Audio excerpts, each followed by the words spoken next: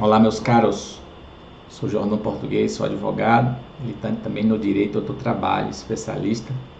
E vou passar aqui para você nesse vídeo algumas explicações sobre empresa e empregado, as verbas trabalhistas decorrente da paralisação do coronavírus.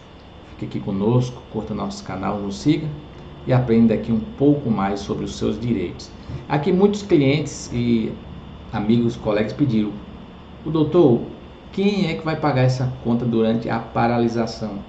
Muitas empresas já estão manifestando que não tem condições de pagar e vão gerar muita rescisão contratual. Isso é notório juridicamente. Nossa posição aqui é jurídica, não é política, não misturamos as coisas.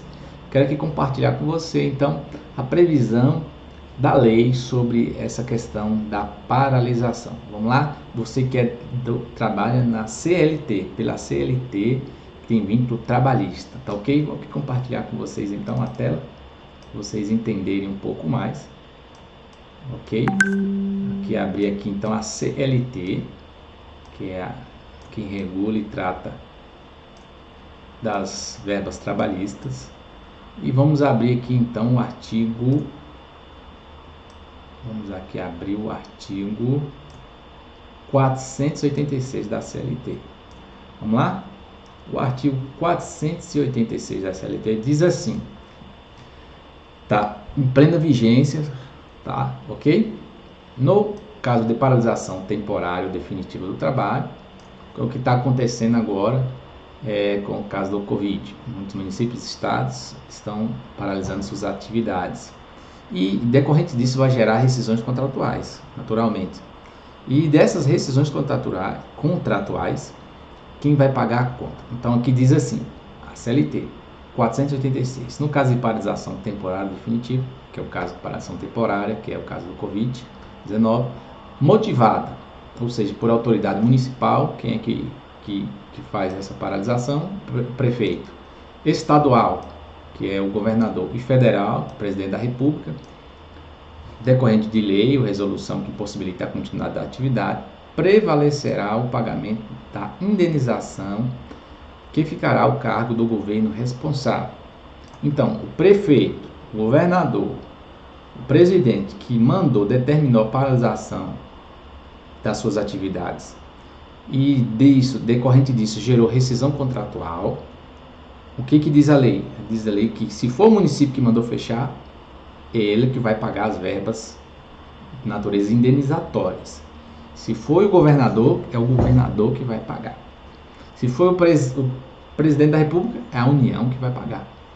Ok? Então, vamos entender. Aqui está dizendo que se for o município, o prefeito que mandou pagar, o município vai ser responsável. O município é uma pessoa de direito público interno. Então é ela que vai pagar essa conta. Só que aqui diz que é só verba de natureza indenizatória. As verbas trabalhistas, elas têm natureza salarial e natureza indenizatória. A maioria é natureza indenizatória. Só que aqui não está dizendo que ela vai pagar tudo, vai pagar só as verbas de natureza indenizatória. As verbas de natureza indenizatórias são a maioria das verbas trabalhistas. Vou citar alguns exemplos para vocês entenderem aqui. Abonos, ajuda de alimentação, ajuda de custo, gorjetas, tá? Prêmios habituais, abono de férias, aquela que não passa até de 20 dias, aviso prévio, bolsa aprendizagem para os adolescentes até 14 anos, também podemos falar do bolsa estágio, bonificações eventuais, ok? Diárias que não excedam 50% do salário, férias indenizadas, gratificações, horas extras, tudo isso são verbas de hora extra natureza salarial, perdão. Mas todas essas que eu te falei, as gratificações são salarial, as horas extras são salariais e as férias, quando gozadas, são salariais. As demais que eu falei são tudo de natureza indenizatória. Então, a maioria das verbas, e tem vários exemplos e um rol bem amplo, para você entender isso. Mas todas essas verbas que eu te falei, de natureza indenizatória, quem vai pagar então é o município, é o estado, tá ok? Então vamos aqui, ó, vamos seguir. No parágrafo 1º do artigo 488 diz assim: sempre que o empregador invocar a sua defesa, o preceito desse artigo. Então, assim, o empregador recebe uma ação, ou seja, é demandado. O empregado vai lá e entra com ação na justiça. E aí o que ele vai fazer? Ele vai invocar esse artigo, vai falar, opa, quem deve não sou eu não, quem deve é o município. A gente rescindiu o contrato porque o município fechou as portas, ou o estado fechou as portas, ou o ente federal fechou as portas. E aí ele então, quando ele invocar isso, o juiz vai intimar, vai notificar o poder público responsável para fazer sua defesa no prazo de 30 dias, passando a figurar no processo como chamamento à autoria. Chamamento à autoria é assim, é como se assim, ó, você está me processando, mas não sou eu que devo, é ele que deve. Você está me processando, mas não sou eu, é aquele outro lá que deve. Esse chamamento à autoria é uma espécie de denunciação da lei. Então, quando ocorrer as demandas judiciais, o empregador vai se defender, vai falar, não, essas verbas de natureza salariais, tudo bem, eu que vou pagar. Mas as naturezas indenizatórias, quem vai pagar não sou eu, vai pagar é o município, é o estado, é a União. Por quê? Foi eles que emitiram a ordem e decorrente disso teve a rescisão contratual. Então está aqui bem clara, a posição nossa é jurídica, não misturamos político com isso. Não é a posição política, é jurídica. A posição jurídica está aqui, abri e mostrei para vocês a previsão da CLT, que está em plena vigência, ok? Está em plena vigência, artigo 486, quem vai pagar a conta é o município, estado ou a União, decorrente de onde saiu o ato. Acredito que quando fizeram as paralisações, eles não pensaram e não lembraram disso. Achou que ia cair tudo na conta do empregador, ou enfim, eu acredito, de experiência jurídica, que mandará e terá muitas ações judiciais. Aumentou muitas ações quando teve a época da crise, a época da ex-presidente Dilma, que teve aquela questão do investimento. Aquele ali decorreu um número enorme de ações,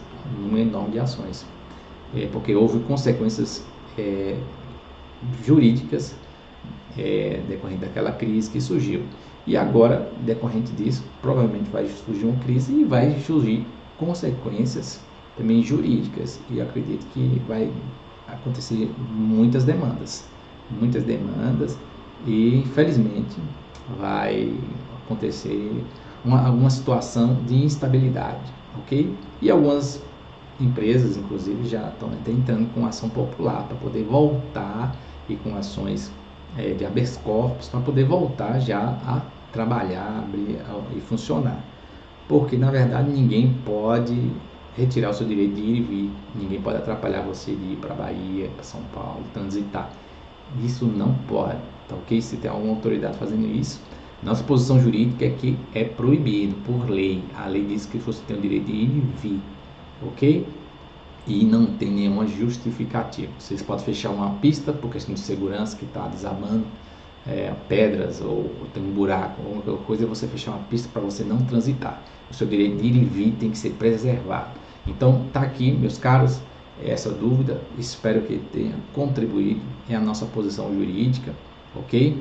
Quem deve pagar essa conta de natureza indenizatória é o Estado, o município ou a União, dependendo de quem emitiu a ordem judicial. Está aqui, espero que tenha ajudado e nos vemos aí até a próxima aula.